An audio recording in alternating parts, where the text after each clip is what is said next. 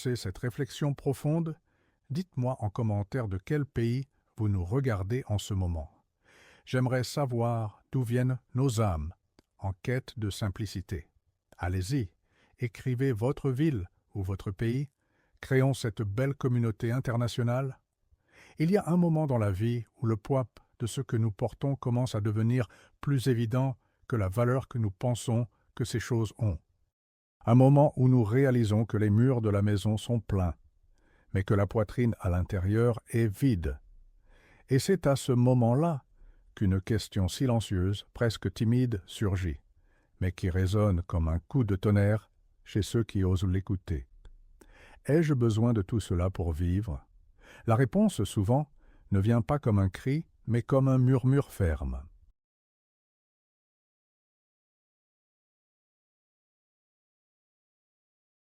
Non, tu n'en as pas besoin.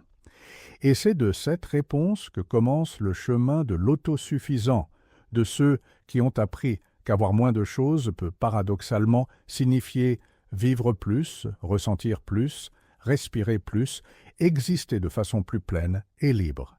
Si cette réflexion résonne en vous, abonnez-vous pour explorer ensemble ces chemins vers la liberté intérieure. La vie simple n'est pas une fuite de la réalité, c'est une plongée plus profonde en elle.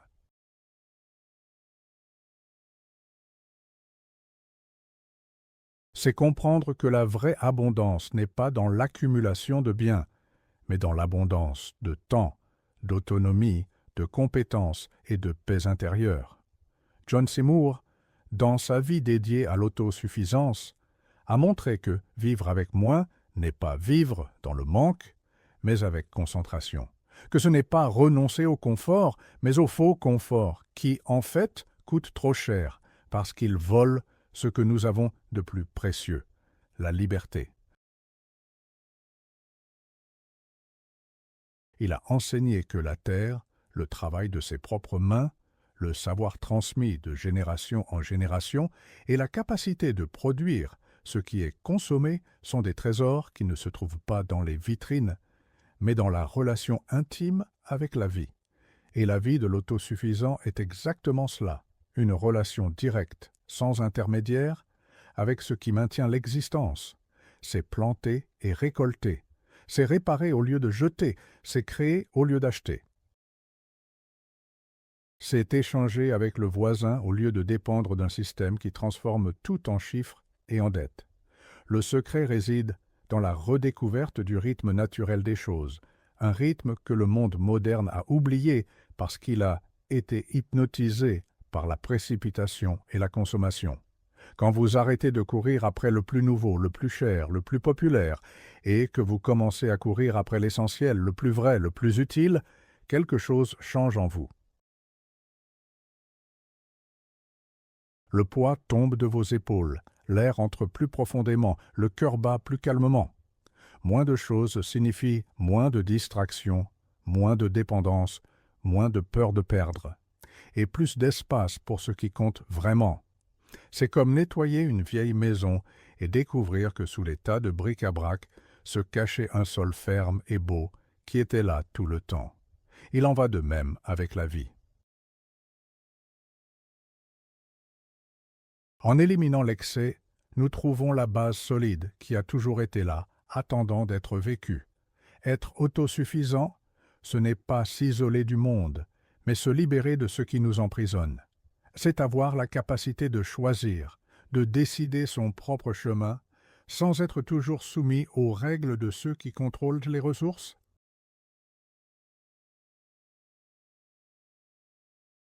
C'est savoir que, si un jour le système s'arrête, vous saurez encore comment planter votre nourriture, purifier votre eau, confectionner vos propres vêtements, réparer votre maison.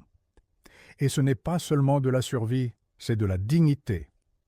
L'autosuffisant n'est pas esclave des modes temporaires, ni otage de dettes infinies, parce qu'il comprend que la valeur des choses n'est pas dans le prix, mais dans l'usage et le but. Il mesure la richesse en termes de temps libre, de santé, d'autonomie, de vraies connexions humaines. C'est quelqu'un qui connaît le goût d'une tomate fraîchement récoltée dans le jardin, la valeur du pain fait maison, le plaisir de réparer quelque chose avec ses propres mains et qui réalise que ces plaisirs sont beaucoup plus réels et durables que n'importe quelle nouveauté aguichante que le marché essaie de vendre. Pour approfondir ces réflexions sur l'art de vivre simplement, téléchargez notre e-book exclusif « Le manuel de la vie simple ». Le secret, donc, n'est pas de vivre sans rien, mais de vivre avec ce qui suffit. Et ce qui suffit est beaucoup moins que ce qu'on nous a appris à croire. Ce qui suffit tient dans un placard qui ne déborde pas, dans un compte en banque qui n'étouffe pas, dans une terre petite mais fertile, dans une routine qui laisse de la place pour s'asseoir et regarder le ciel. Mais pour arriver à ce suffisant, il faut du courage. Le courage de lâcher prise, de dire non aux tentations de l'accumulation, d'affronter la peur du vide, parce que le monde nous a entraînés à penser que le vide est une mauvaise chose, alors qu'en fait c'est le vide qui permet à quelque chose de nouveau d'entrer. Quand vous vous débarrassez de l'excès, vous ouvrez de l'espace pour la créativité, pour l'introspection, pour la reconnexion avec la nature et avec vous-même. Et c'est là que la vie commence à s'épanouir, même si elle a matériellement diminué. Ne vous y trompez pas. Vivre avec moins demande plus de vous. Cela demande d'apprendre à faire des choses que vous aviez l'habitude de payer d'autres pour faire. Cela demande de la discipline pour maintenir ce que vous avez en bon état.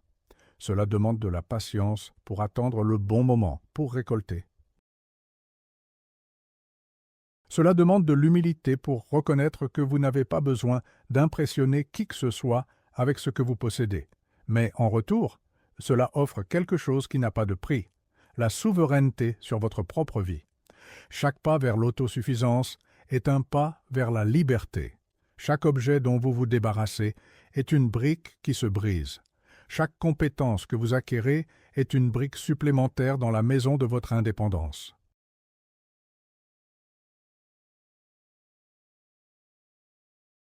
Et cela, au fond, c'est la plus grande de toutes les richesses. La capacité de bien vivre avec peu, de se soutenir soi-même, de se protéger, de se réjouir du simple. Ceux qui découvrent ce secret réalisent que la chose la plus précieuse que vous puissiez avoir n'est pas à vendre et que, paradoxalement, moins vous avez, plus vous êtes. Vivre avec moins, c'est aussi se réconcilier avec le temps, parce que la vie simple ralentit l'horloge intérieure. Elle fait que les jours cessent d'être une course frénétique pour devenir une séquence de moments vécus avec présence. C'est se réveiller, non pas avec le son strident d'un réveil, mais avec la douce lumière du soleil qui vous invite. C'est prendre son café, sans la hâte de ceux qui doivent avaler la journée, mais avec le soin de ceux qui savent que chaque gorgée est unique. C'est commencer le travail non pas avec l'anxiété, mais avec la satisfaction de faire quelque chose qui nourrit vraiment, que ce soit le corps ou l'esprit. C'est réaliser que ce qui nous consume n'est pas le manque de temps, mais l'excès d'engagement qui n'ajoute rien, et qu'en réduisant les choses, nous réduisons aussi la surcharge qui nous empêche de respirer. Sur le chemin de l'autosuffisance, nous apprenons à mesurer la valeur d'une façon différente. Une poignée de graines peut valoir plus qu'un bijou parce que de la nourriture peut en être pendant des mois. Un seau d'eau propre peut être plus précieux que n'importe quel appareil électronique. Un simple outil qui peut durer des décennies peut être plus précieux qu'un article de mode qui devient inutile en quelques semaines.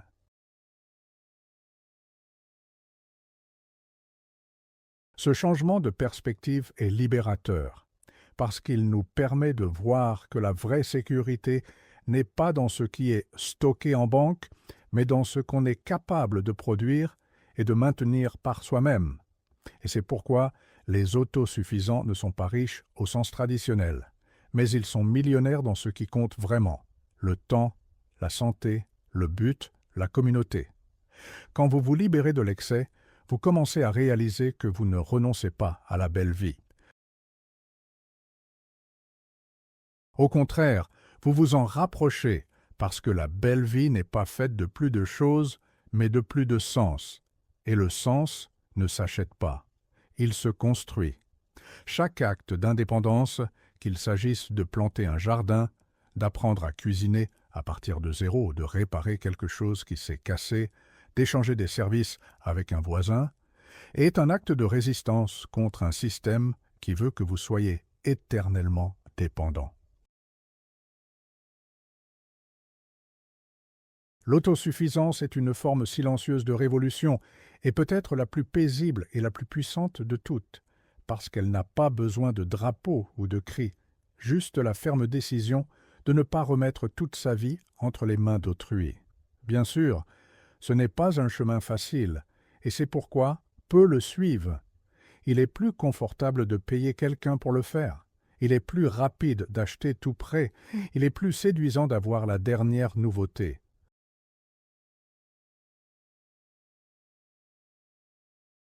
Mais quand vous échangez la facilité immédiate contre l'indépendance durable, la récompense vient sous forme de paix. Vous cessez de ressentir cette peur constante de perdre votre emploi et avec lui de perdre pied, parce que votre terrain est sous vos pieds, au sens le plus littéral.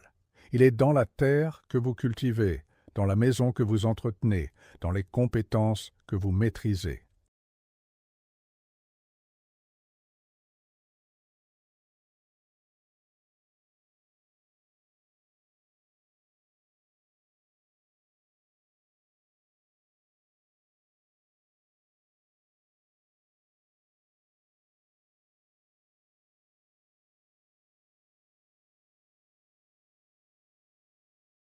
À chaque pas sur ce chemin, vous découvrez que la consommation a cessé d'être un réflexe et est devenue un choix conscient. Qu'acheter quelque chose de nouveau n'a de sens que quand cela va vraiment ajouter et durer, et que vivre avec moins, ce n'est pas restreindre, mais élargir ce qui compte vraiment. Et cette expansion ne se mesure pas en mètres carrés, mais en liberté de choix, en qualité de temps, en profondeur des relations.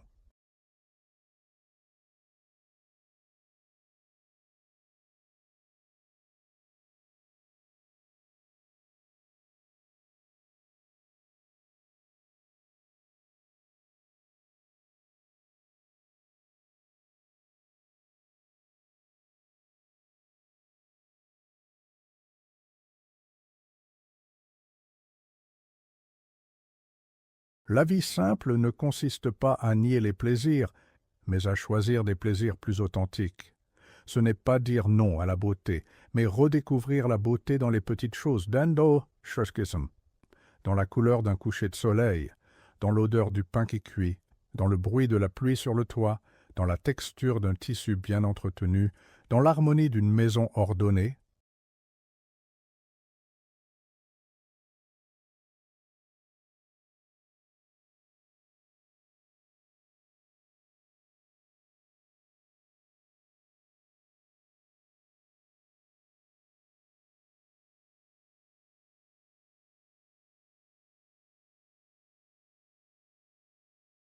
L'autosuffisant comprend que le vrai luxe, ce n'est pas avoir à courir pour payer des factures impossibles, ce n'est pas vivre sous le poids des dettes, c'est pouvoir décider quoi faire le jour même.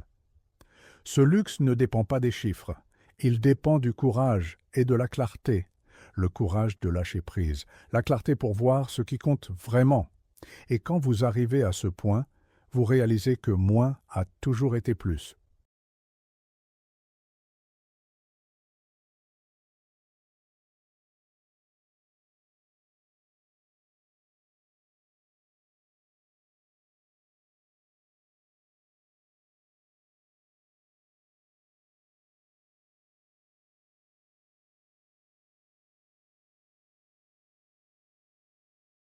Mais le monde n'a jamais voulu que vous le sachiez, parce qu'un monde qui vit satisfait ne consomme pas sans arrêt. Le système a besoin de gens insatisfaits, mais une vie pleine a besoin de gens en paix. Rejoignez notre communauté pour explorer ensemble ces chemins vers la vraie liberté.